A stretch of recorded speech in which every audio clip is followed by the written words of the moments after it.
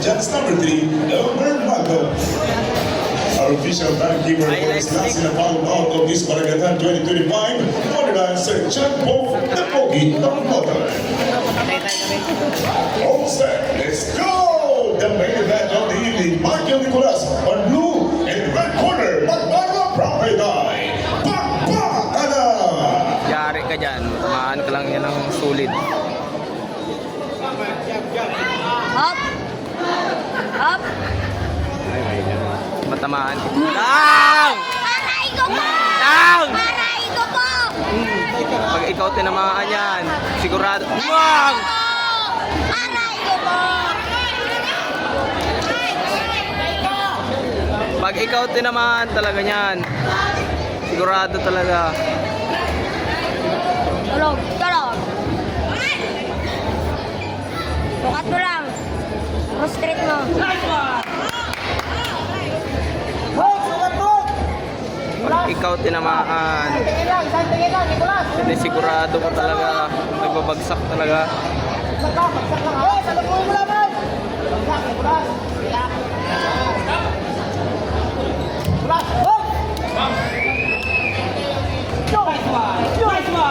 Oh, cross! Galapinit!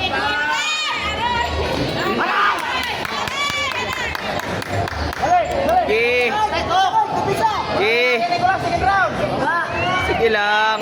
Bang! Woo! Yan! Oh! Oh! Oh! Karami ko na!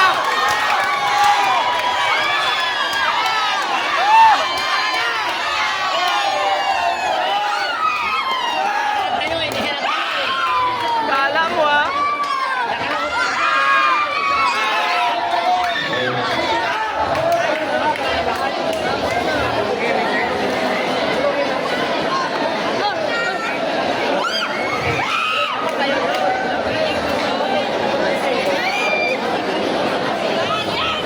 Thank you so much sa lahat po ng mga nanood ang ating parabubilan sa Barangatan Intermunicipality Amateur Boxing Championship. Yan po ang pinakalas na final bout ngayong taon. The result of bout number 127, which is the last final bout of the year.